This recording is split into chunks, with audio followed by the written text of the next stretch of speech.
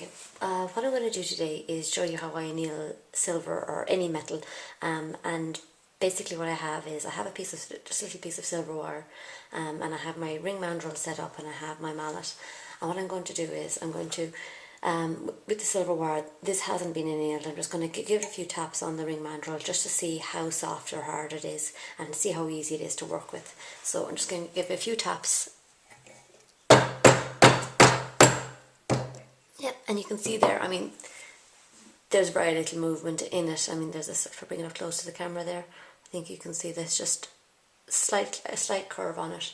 So what I'm going to do now is, because that's too hard to work with, if I wanted to make this into a ring, I wouldn't get very far, you know, if it just had that little bend from the amount of hammering I've done, and it's not good for the metal either, because it can turn to crack or damage the piece. So what I'm going to do is I'm going to go ahead, show you how I anneal that, and then come back to the ring mandrel again.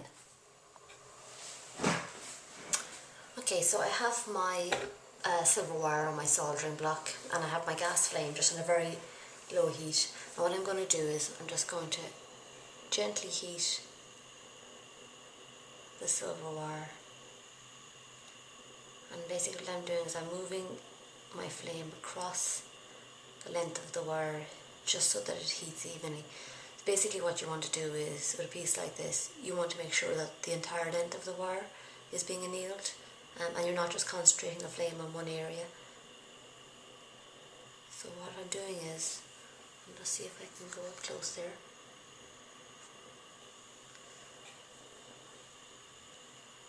I can see the colour of the silver is just changing. And what I've done is, I don't have any bench light on, and often people turn off the lights completely, just so you can see the colour of that silver change. And basically what you're looking for, it's like a dull pink colour. So once I have that, I just maintain it. So once I have it, I can bring the flame back slightly, just to maintain that colour. And that basically is annealing. I mean, when it gets to that stage, you know that your metal will be annealed properly. And you just maintain that for a moment.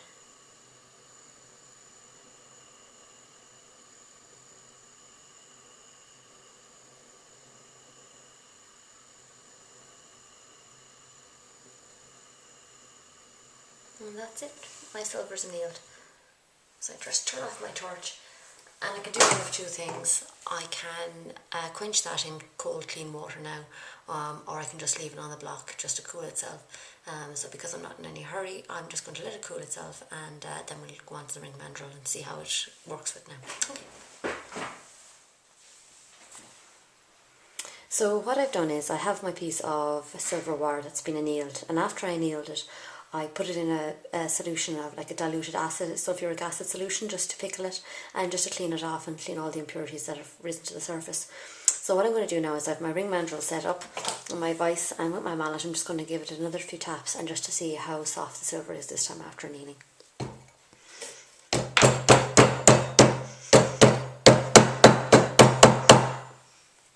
Now, and you can see from that it's got much more movement in it, that it's shaping much easier, and just the same few taps, I'm just getting much more movement in, so it's much softer. So what I can do is I can give this a few more bangs with the mallet and shape it up, and then once it's been hammered a little bit, it'll probably need to be annealed again. So depending on how much you need to work your silver, you usually anneal it into different stages, just so that the silver stays soft until you get into the final stages of making your piece. Okay, so that's how to anneal a piece of silver.